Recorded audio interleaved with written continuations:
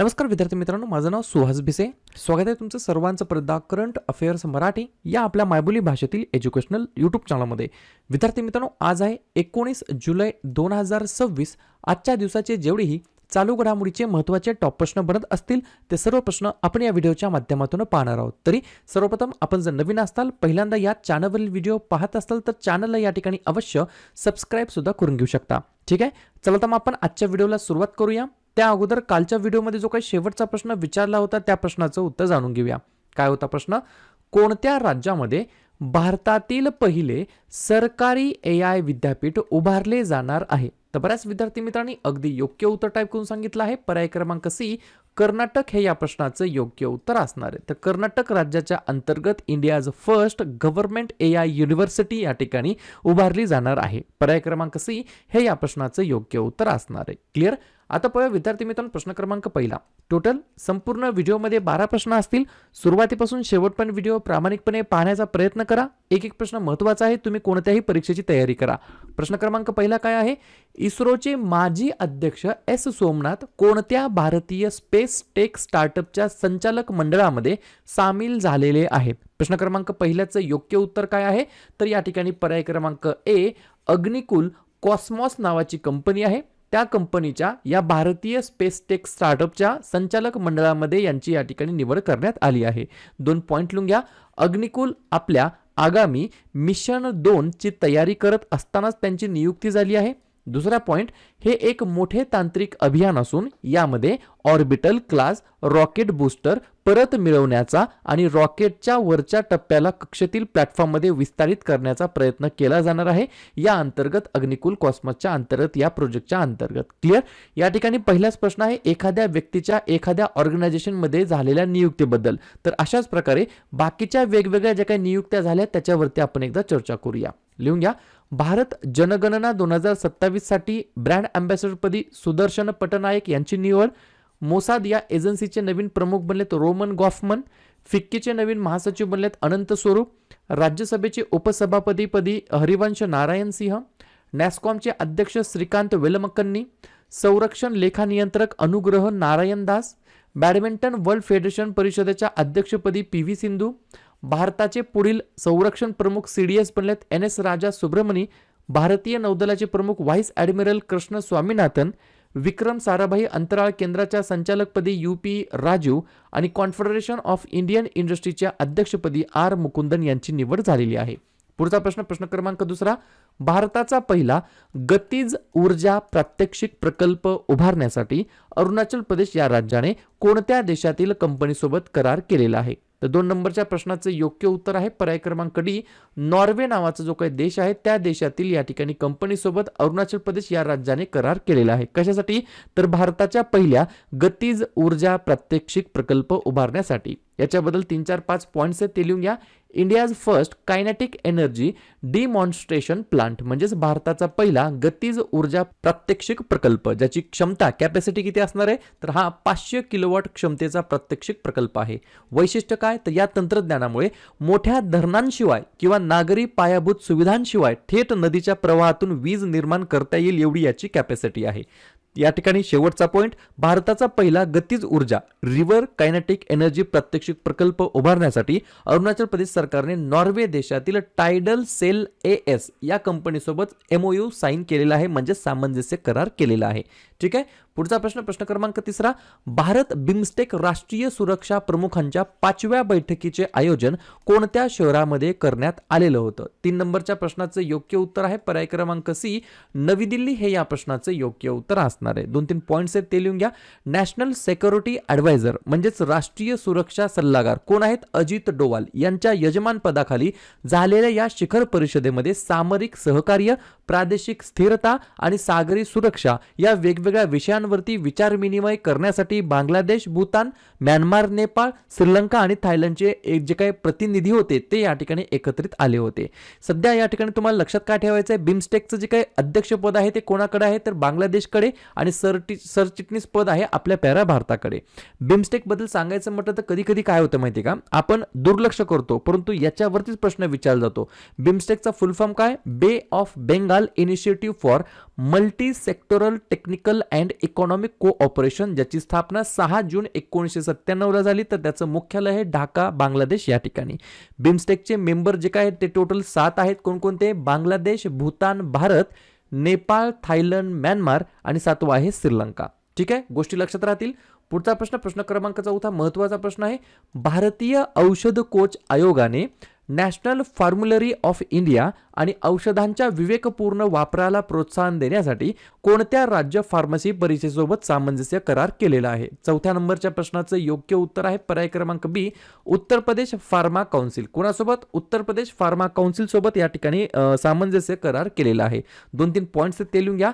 भारताच्या राष्ट्रीय औषध सूचीला आणि औषधांच्या विवेकी वापराला प्रोत्साहन देणे हा याच्या मागचा उद्देश आहे. आणि अशाच प्रकारचे जे काही करार आहेत ते केलेल्या इतर राज्य औषध निर्माण परिषदांमध्ये बिहार आहे, महाराष्ट्र आहे, मिझोराम आहे, झारखंड आहे, गोवा आहे आणि तमिळनाडू आहे. या वेगवेगळ्या राज्यांनी काय केलेलं आहे तर औषधांच्या विवेकपूर्ण वापराला प्रोत्साहन देण्यासाठी या ठिकाणी या राज्य फार्मसी परिषदेसोबत यांनी या ठिकाणी सामंजस्य करार केलेला आहे.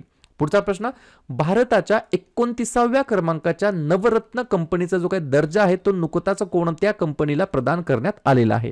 5व्या नंबरच्या प्रश्नाचं योग्य उत्तर आहे पर्याय क्रमांक ए, GRSE, ज्याचा फुल फॉर्म आहे garden rich shipbuilders and engineers limited. बरोबर, GRSE. बरोबर, 2 पॉईंट लिहून घ्या. भारताच्या 29व्या नवरत्न कंपनीचा दर्जा garden rich shipbuilders and engineers limited या कोलकातामध्ये स्थित असलेल्या संरक्षण क्षेत्रातील सार्वजनिक उपक्रमाला नुकताच प्रदान करण्यात आला आहे. नवरत्न दर्जाचे महत्त्व काय आहे ते लिहून घ्या. या देण्यात आलेल्या दर्जामुळे कंपनीला सरकारी मंजुरीशिवाय एका प्रकल्पामध्ये थेट 1000 कोटी रुपयापर्यंत किंवा त्याच्या एकूण संपत्तीच्या 15% पर्यंत गुंतवणूक करण्याचे आर्थिक व प्रशासकीय स्वातंत्र्य मिळतं, म्हणजेच फ्रीडम मिळतं. लक्षात घ्या, एखाद्या कंपनीला नवरत्नचा जेव्हा दर्जा मिळतो तर 1000 कोटी पर्यंत जर या कंपनीला काही इन्व्हेस्टमेंट करायचे असेल, नवीन प्रोजेक्ट आणायचे असतील तरी त्यांना या ठिकाणी सरकारची परमिशन घेण्याची गरज नाही. Up to 1000 crore of investment through the companies. बरोबर, तर या ठिकाणी पर्याय क्रमांक ए, GRSE हे या प्रश्नाचं योग्य उत्तर असणार आहे. पुढचा प्रश्न, 60 पेक्षा जास्त वर्षांहून अधिक काळानंतर इंडियन ग्रे हॉर्नबिलच्या परत येण्याबद्दलची जी काही ताजी बातमी आहे ती कोणत्या संरक्षित क्षेत्राशी संबंधित आहे? 6व्या नंबरच्या प्रश्नाचं योग्य उत्तर आहे पर्याय क्रमांक डी, गीर राष्ट्रीय उद्यान. मला कमेंट करून सांगा हे जे काही गीर नॅशनल पार्क आहे हे नेमकं कोणत्या राज्यामध्ये स्थित आहे, एवढंच मला तुम्ही कमेंट बॉक्समध्ये सांगायचं आहे. ठीक आहे. पुढचा प्रश्न, जे काही पिच ब्लॅक 2026 हा जो काही बहुराष्ट्रीय हवाई सराव होता याचं आयोजन कोणता देश या ठिकाणी करणार आहे? 7व्या नंबरच्या प्रश्नाचं योग्य उत्तर आहे पर्याय क्रमांक सी, ऑस्ट्रेलिया हे या प्रश्नाचं योग्य उत्तर असणार आहे. तर ऑस्ट्रेलिया देशाच्या अंतर्गत या ठिकाणी पिच ब्लॅक 2026 या बहुराष्ट्रीय हवाई सरावाचे आयोजन या ठिकाणी करण्यात येणार आहे. 2-3 पॉईंट्स आहेत ते लिहून घ्या. पिच ब्लॅक 2026 हा किंवा या बहुराष्ट्रीय हवाई सरावाचे आयोजन ऑस्ट्रेलिया रॉयल ऑस्ट्रेलियन एअरफोर्स याद्वारे करण्यात येत आहे. लक्षात घ्या, पिच ब्लॅक हा एक हवाई सराव आहे, ही गोष्ट मला लक्षात ठेवायची आहे. हा सराव 20 जुलै म्हणजेच उद्यापासून 20 जुलै 2026 ते 7 ऑगस्ट 2026 दरम्यान ऑस्ट्रेलियाच्या नॉर्दर्न टेरिटरीमध्ये डार्विन आणि टिंडल हवाई तळावरती होत आहे. या सरावामध्ये भारतासह 19हून अधिक देश आणि 100हून अधिक विमाने याच्यामध्ये सहभागी होत आहेत. या ठिकाणी ऑस्ट्रेलिया पिच ब्लॅक 2026. पंतप्रधान आहेत अँथोनी अल्बानीज, राजधानी आहे कॅनबेरा, चलन वापरलं जातं ऑस्ट्रेलियन डॉलर. पुढचा प्रश्न, फिफा विश्वचषक 2026चा जो काही अंतिम सामना आहे तो कोणत्या 2 संघांमध्ये खेळला जाणार आहे? 8व्या नंबरच्या प्रश्नाचं योग्य उत्तर आहे पर्याय क्रमांक सी, वरील दोन्ही. लक्षात घ्या, पर्याय क्रमांक ए स्पेन आणि पर्याय क्रमांक बी अर्जेंटिना या 2 देशाच्या अंतर्गत या ठिकाणी फायनल सामना झालेला आहे. फिफा विश्वचषक 2026 बद्दल या ठिकाणी बोलण्यात आलं आहे. हे जे काही फिफा 2026 हे जे काही मोठा या ठिकाणी चॅम्पियनशिप होती, स्पर्धा होती, याच्यावरती एक्झाममध्ये हमखास या ठिकाणी व्हिडिओ बनवला जाणार आहे आणि याच्यावरती हमखास या ठिकाणी प्रश्न एक्झाम मध्ये बघायला मिळणार आहेत. पुढचा प्रश्न, प्रश्न क्रमांक 9, अलीकडेच चर्चेत असलेले किंवा आलेले INS मालवण भारतीय नौदलाच्या कोणत्या वर्गातील हे जहाज आहे? तर पर्याय क्रमांक ए, माहे श्रेणी. बरोबर, माहे MAHE माहे कॅटेगरी मधील पाणबुडी विरोधी युद्धनौका उथळ पाण्यातील ही नौका आहे ज्याचं नाव आहे INS मालवण. पुढचा प्रश्न, भारतीय हवाई दलाने कोणत्या देशाकडून 9 सेवानिवृत्त जग्वार लढाऊ विमाने खरेदी करण्याचा निर्णय या ठिकाणी घेतलेला आहे? 10व्या नंबरच्या प्रश्नाचं योग्य उत्तर आहे पर्याय क्रमांक डी, UK हे या प्रश्नाचं योग्य उत्तर असणार आहे. तर UK या देशाकडून 9 सेवानिवृत्त जगवार लढाऊ विमाने खरेदी करण्याचा निर्णय घेतलेला आहे. 2 पॉईंट लिहून घ्या. याचा वापर या विमानांमधून इंजिन, एव्हिओनिक्स, लँडिंग गिअर्स आणि हायड्रोलिक्स यासारखे महत्त्वाचे सुटे भाग काढून भारताच्या जगवार स्क्वॉड्रनला पुरवले जाणार आहेत. ही विमाने उड्डाणासाठी वापरली जाणार नसून ती सुटे भाग स्पेअर पार्ट्स काढण्यासाठी वापरली जाणार आहेत. तर पर्याय क्रमांक डी, UK या देशाकडून भारतीय हवाई दल किंवा भारतीय हवाई दलाने 9 सेवानिवृत्त जगवार लढाऊ विमाने खरेदी करण्याचा निर्णय घेतलेला आहे. पुढचा प्रश्न, जगन्नाथ रथयात्रा प्रामुख्याने कोणत्या भारतातील राज्यामध्ये साजरी केला जात असते? इम्पॉर्टंट प्रश्न आहे, कदाचित विचारला जाऊ शकतो. 11व्या नंबरच्या प्रश्नाचं योग्य उत्तर आहे पर्याय क्रमांक बी, ओडिसा हे या प्रश्नाचं योग्य उत्तर असणार आहे. तर पुरी, ओडिसा या ठिकाणी जगन्नाथ रथयात्रा प्रामुख्याने या ठिकाणी साजरी केली जात असते. ओडिसा, स्थापना 1 एप्रिल 1936, मुख्यमंत्री मोहन चरण माझी, राज्यपाल हरिबाबू कंबपती, राजधानी भुवनेश्वर. 3 महत्त्वाचे राष्ट्रीय उद्यान, भितरकनिका, सिमिलीपाल, नंदनकनन आणि 4 महत्त्वाचे धरण, हिराकूड, मंदिरा, काला आणि इंद्रावती. शेवटचा प्रश्न, ब्रिटनच्या प्रस्तावित बंदीमुळे अलीकडेच चर्चेत आलेले IRGC कोणत्या देशाच्या अखत्यारीमध्ये आहे? 12व्या नंबरच्या प्रश्नाचं योग्य उत्तर आहे पर्याय क्रमांक बी, इराण हे या प्रश्नाचं योग्य उत्तर असणार आहे. क्लिअर? तर अशा प्रकारे विद्यार्थी मित्रांनो, हे होते आजचे 12 प्रश्न. उपक्रम कंटेंट हा जो काही प्रयत्न आपण सुरू केलाय मराठी भाषेमध्ये कसा वाटतो अवश्य कमेंट करत चला. आणि तुमच्यासाठीचा आजचा खास प्रश्न, खालीलपैकी कोणत्या राज्य सरकारने 16 ऑगस्ट हा आयुष्यमान दिवस म्हणून पाळला जाणार आहे अशा प्रकारची घोषणा केलेली आहे? राजस्थान, पश्चिम बंगाल, गुजरात की आसाम? तर ज्या पण विद्यार्थ्यांनी या प्रश्नाचं योग्य उत्तर येत असेल त्या प्रश्नाचं उत्तर तुम्ही कमेंट बॉक्समध्ये देण्याचा प्रयत्न करा. प्रश्नाचं उत्तर चुकू द्या, बरोबर येऊ द्या, काहीच हरकत नाही. ट्राय करणं, प्रयत्न करणं सर्वात जास्त महत्त्वाचं आहे. आणि दुसऱ्या दिवशी येऊन आपण दिलेल्या प्रश्नाचं उत्तर बरोबर आलं की चुकलं, दुसऱ्या दिवशी येऊन नेहमी चेक करणं, अभ्यासामध्ये कन्सिस्टन्सी मेंटेन ठेवणं हे सगळ्यात जास्त महत्त्वाचं ठरणार आहे. तर लगेच काय करूया, जुलै महिन्यातील जेवढेही महत्त्वाचे दिवस असतील त्याच्यावरती एकदा रिव्हिजन टाकूया. 1 जुलैला भरपूर दिवस आहेत, जसं की राष्ट्रीय डॉक्टर दिवस, राष्ट्रीय टपाल कामगार दिवस, CA दिवस, GST दिवस, वसंतराव नाईक यांची जयंती, महाराष्ट्र कृषी दिवस आणि SBI स्थापना दिवस. 2 जुलै जागतिक क्रीडा पत्रकार दिवस, 3 जुलै जागतिक प्लास्टिक पिशवी मुक्त दिवस. या ठिकाणी जुलै महिन्यातील पहिल्या शनिवारी म्हणजेच 4 जुलै 2026ला यावर्षी आंतरराष्ट्रीय सहकार दिवस.